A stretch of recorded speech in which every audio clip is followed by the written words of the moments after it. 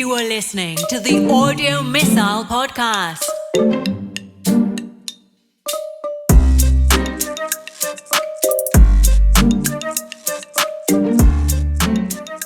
And Audio Missile Podcast is back. Podcast. How you doing, Cordell? Oh, man. It's hard to breathe with the smoke out there, my boy. These fires are from Canada down to Mexico. It's insane how much smoke is in the air. It's covering the sun. It looks like a creepy yellow color. And then you wake up in the morning and it looks like fog, but it's actual smoke from the wildfires. It's crazy shit. It was so bad, I went and bought an air purifier. No, I know. You went to 5 places. You did what? You got the last one at They were the sold out. pharmacy I there. went to like 5 stores, and finally, I don't know why I didn't just check in my local store. I thought they're not gonna have it there, but that's where I found one, and I bought it. So the air quality is horrible. Oh, man. You know, these fires. And you remember we did that episode months back, like 3 or 4 months ago, about the fires in the Amazon? Yeah, That are still going to this day. Really? And then now I feel like the whole world's on fire.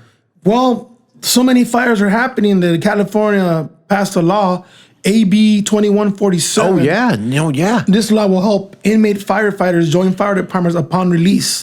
Oh, they need it. They need them out there. They don't got enough firefighters to deal with what's going on right now. Yeah, Governor Bill signed a bill that would make it easier for state inmates, firefighters, to pursue a career in the field after release.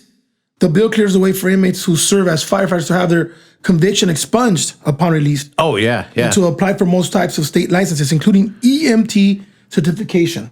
Oh, well, you know, my boy, they make like $3 or $4 a day, these guys out there, and sometimes they're the first responders before the actual firefighters can show up on the scene. Yeah, and then let's talk a little bit about the situation that's happening. What happening is this. We have the COVID-19, right? Yes, sir. So they released a lot of inmates early. Yeah, yeah. So those inmates are the ones that they use for the fire crews. There's a history. So there's a shortage. Yeah. There's a history of inmates and juveniles helping the fire department do work out there, clearing brush and stuff. And I think, you were a part of that years ago as a youth, huh?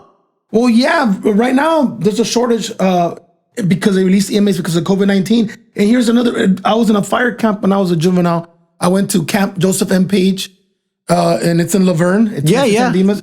We heard And about that. It was a great program because you go and you fight fires, and then you get to save property, and then the people are thankful. So for the first time in your life, you're acknowledged. It treats you like a hero. Sure. Yeah, so yeah. It gives you like these positive feelings, and I really enjoyed it. I was there for almost a year.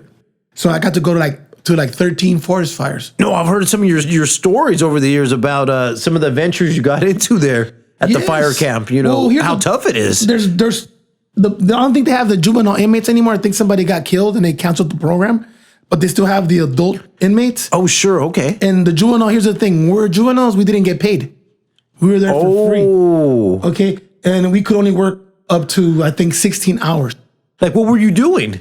When there's no fires, we clear brush by the freeways, or we do fire breaks on the mountains.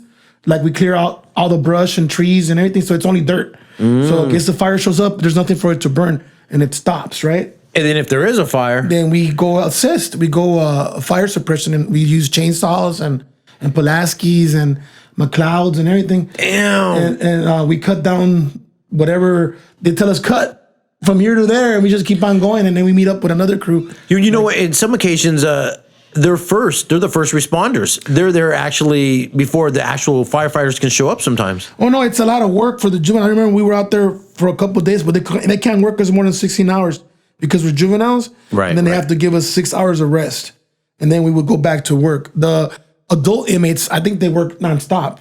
Oh man. But they get paid. So yes, they make $3 to $5 a day. Okay. And it's dangerous. 3 inmates have already died since 2017. Sure. Inmates make up a fifth of the state's firefighters in the past. This year, some 2,600 are already fighting in the front lines. Okay. Since 2017, California fires have burned almost 3 million acres and destroyed 31,434 structures and killed 128 people. Probably more now with these new fires. Sure. So there's a lot of shit going on. The California Department of Corrections and Rehabilitation operates 44 conservation camps in partnership with the Department of Forestry and Fire Protection, which is the CAL FIRE. and they're in 27 counties across California. Oh, Okay? yeah, CAL FIRE. Yeah. Yeah. We know about them. You know, one thing I'll throw out, CAL FIRE is the biggest firefighting response unit on the planet. Yep. Not in the state, not in the country, in the whole world here. You know, we just saw a documentary about them earlier that their response. So what you're saying is, but 1/5 of that is prisoners. Yep. And right now there's 2,600 of them on the front lines. Oh, man. So several counties, California, they use inmates to assist with the local fuel reduction, which is what I was saying. We chipping operation and we like cutting brush and Now, let me throw one thing out there. They're not forced to do it. This is not like a punishment. Like, they give you a choice. Like, hey, do you want to just sit in your cell, or would you like to go out there and put your life on the line and help Yes, save people? I guess for a couple dollars. One of the perks is that you get to leave the prison or the camp. I mean, you get to go out. I remember we used to go out on the freeway and Sure. we would have lunch on public parks. Okay. So you're out there, and then you're not dressed like an inmate. You're dressed like a firefighter. Right. So But you're you not know- forced to do it. This is a choice that a prisoner could say, hey, I could just kick it and relax and serve out my I loved time. it. I came out. It taught me leadership. It taught me how to work well because you have kids from all the inner city. Yeah, and a lot of these kids are gangbangers and they don't get along. So in there, you have to work together because you'll die. You'll die. Oh, God. No, Yeah. I know, dude. You remember that movie Backdraft? Oh yeah. You know, the different things that fire can do different tricks. And I'm sure you learned some of that stuff at the fire camp. You know, I've heard of this thing called shake and bake. You know what that is? Yeah. Well, we have these little thing you carry on your side, and it's basically like a little silver tent. It's made out of this metallic material. I think NASA made it. Is it like fireproof or something? Yeah, you Are resistant? You get stuck because wind conditions change, so you could get stuck on this forest, and the fire starts changing, and you can't get off. So what do? You have to clear out the brush, dig a hole for your face because remember the air gets so hot that if you breathe it in, it'll burn your insides. Oh man! So you have to like dig a hole to put your face in and keep the air cool, and then you put that tent over yourself, and then you hope the fire just burns over you. Dude. And people have survived with that. And these are the prisoners out there doing it. They carry the little kit with them. And Y'all have a little kid with you. You have water, your little kid. See, Oh, man, and here's the thing: dude. this law, because you go and you train and you do this for a couple years, and then you get out and you can't get a job. Doing yeah, it. they're like, yeah, oh well. Yeah, so this law allows them to do that. You know what I mean? To come out and go to work. And here's the thing: before you start saying, "Oh, it's going to allow not every felon can get in there." Sure, Okay. sure. Ineligible crimes are murder, kidnapping, Rape. Yep. lewd acts on a child under 14 years of age, any felony punishable by death or life imprisonment, any sex offense requiring registration. Okay, trying to escape from a secure perimeter. So if you've tried to escape from a jail in the last 10 years, you don't qualify. Sure. But you know what I'm saying? So But I think these guys earned it. If they got the balls and the heart to go into a fire to save you, I think they've earned their respect with the community. You know, they may have done bad things, but if they're willing to put their life on the line to save you, yes, and then, like I said, it's not hardcore felonies. It's just soft stuff, you know? And here's another consequence, like I said, about the fires is the bad air quality. From Vancouver, BC, California, Oregon, and Washington. Right Worst now, in the world? We have the worst air quality in the world now. The world. This is where we're breathing tonight. Yeah, you had to go buy that. That's why I bought the air purifier. What was that, like $180? Dude, I went to 5 stores that were completely sold out. I'm telling and you, I my guess boy. they must have raised the price when they saw me come in. Because they're like, this is the last one. And I was like, all right, fuck it, I'll take it. Well, you know, these fires, dude, the air quality is so bad, and you're already wearing a mask. And that was one of the first times I was happy I had my mask with me. Yes, right. I look forward to wearing my mask when I go outside right now because of this air quality. It's all horrible. You could see it. It looks like fog. Oh, and you know, in the sun, during the daytime, it takes on this eerie And the golden ash. glow. Don't forget about the ash on Oh, your cars. dude, It's raining ash dude. like snow. No, I know. So the August complex fire is the largest now. Sure. Over half a million Yeah. acres. 3 million acres burned so far this year. A record for a single year. Okay. Oregon, 40,000 people evacuated. Okay. 72 hours, 900,000 acres burned in 72 hours. Oh, bro. Okay. This could be the greatest loss of human life and property due to wildfires in our state's history, said Governor Kate Brown. Okay. What do you think about that? That's crazy, right? Yeah, well, I'll tell you, my boy, you know, back in the day, I studied to be EMT and went with the fire department and did ride-alongs and stuff. And one of my extracurricular trainings, you had to do I got a FEMA certificate for wildlife management during crises. Okay. It was an extra credit thing. You got to take 2 of them. And so I got, all right, I'll do the FEMA thing. And what I learned is, when the fires happen, the animals, those are they're forgotten. They freak out or what? Yeah, they freak out and no one thinks about them. Well, I guess if you're a husband and you have your wife and your kids, that's your priority, right? Yeah. Getting your wife and your kids to and then you get Lassie and Benji. Sorry, Lassie. We'll get another dog. I swear, we'll rescue one. It'll be a rescue. Right. So I don't feel so guilty. No, and even if your dog or cat, they might run away because they're so freaked out, and so. And you only got a couple minutes of window to get out of Dodge before everything burns down. Now, and I'm not talking about your domestic pets. I'm talking about the deer, the bears, the birds, the rabbits, the raccoons, and they choke and die. And that's the one time when all the animals work together.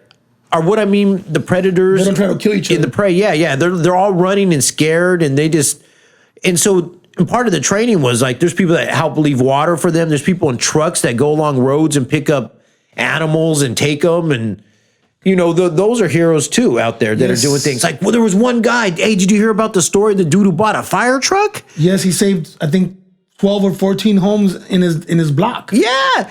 He showed up with the fire truck. No, he was almost crying. On the interview, he was already like, he was so overwhelmed by being able to save his neighbors' homes that he almost wept. Yeah, and you told me that was the same feeling you had when you were in fire camp. That's what I liked when you about saved the fire people's camp. lives when you were a teenager. You saved. One time we got to a place and we were able to. The fire was just right on their yard, and we got there and we were able to save it. We just threw dirt and with our shovels and we cut down the grass and we did whatever we could and we saved all those homes. And then the people came out with lemonade and they were so thankful, dude. They were hugging us. Cool, refreshing drink. And for a kid from the inner city, you go there and then for the first time they're like, you're not looked at as a criminal or anything. They're looking at you like a hero. Yeah. It makes you feel good about yourself. So I thought it was a great program, I support it. Sure. But across the West Coast so far, 18 people have been killed. No, dude, no, that's just what they know. Exactly. I mean, that's what they found bodies or burnt. I mean, what about the bodies they don't find? What about people are still in transit, running, going to shelters? Yeah.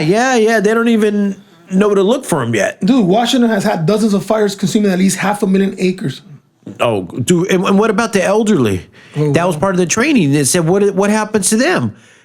People that are on life support or wheelchairs, and who comes to help them? What they're saying, sometimes the phone lines and the switchboards are shutting down because they're just overworked. There's nothing they could do. Even if you get through and say, hey, my house, they're like, yeah, we only got so many fire trucks. And that's all because of global warming, because like I said before, you saw in 72 hours, 900,000 acres burned in Oregon. So this is because of the extreme heat. Now let's talk about global warming for a second. Now living in California, we always know there's fires. It's a desert. Growing up, but then something happens a few years back where every year there was fires. Yep. It wasn't like that as a kid. Well, every year was fires. Every year we had fire season. We had the Santa Ana conditions, which may I remind you is starting now a month earlier. Now we have 72 more days of summer. Sure. And that's creating drier brush. Yeah. And more conditions for that. You know what I mean? The National Interagency Fire Center reports that across 12 states, 100 large fires have burned 4.5 million acres so far. See, fire season has been expanded by 75 days, like I said, because of global warming. Hey, did you see that picture of the satellite one where it looks down and it looks like half the country's on fire right there, half the coast? Yeah, you could see the smoke from space. Yeah, that's what they're saying. That's how unhealthy it is. The smoke is all over the West Coast. Oh.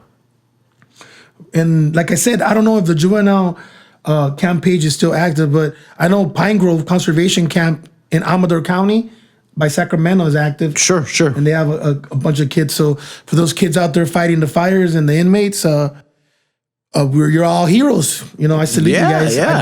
I was there. I did it for almost a year. When I was a juvenile, I was 15. So it was crazy. And our regular firefighters, those are heroes too. Firefighters, of course. And hopefully when you get out now, because of this new law, you could continue working with the fire department. Yeah. And there's even some people that we saw earlier that are just going out with trucks and just big old trucks and Oh, yeah, just drive it up and say, hey, you need help moving. You know, like, yeah, what happens is once a fire, you have these fire breaks, but then the ambers, like the wind, Oh, yeah. carries them, and then it lands on the other carries side. it, yeah, in the and wind. then the fire starts over there. now, can you talk about the wind? You know how that works? Did they train you about that in fire camp or anything? There's certain rules. There's like an acronym. It's fire rules, and each word means something. But I only remember like the first two. Sure, it's been sure. like 20 something years. It's fire rules. The F is for fight fire aggressively, but provide for safety first. And the I was for initiate all actions based on current weather conditions. Sure. Because wind changes, so you have to always check the weather because you get caught up there and the wind changes. Yeah, didn't that happen to a fire crew? Or Yeah, if you look online, it's happened before, and they use their shake and bakes to survive it. You know what I But mean? didn't like one time like 19 or 20 guys died or something? They Something like that, but like the wind reversed directions and then boom. yes, that's the problem that you could have. That you could get caught up on a mountain and then the wind changes and then Sure. you're screwed. And there's another term I heard of called jumping the line. Oh yeah, so that's what I was saying about the ambers, how they jump the line. It flies over to the other side and it starts to fire on the other side, and now you're sandwiched between two fires.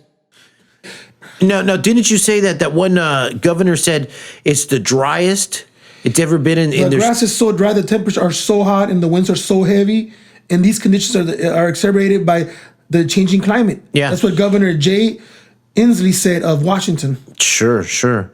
Wow. Well, all the people out there, loss of life, we feel for you, it sucks. Yeah, any people that have lost your homes and properties, pets, whatever, we our condolences to you guys. Any family members or anything like that. It's a tragedy.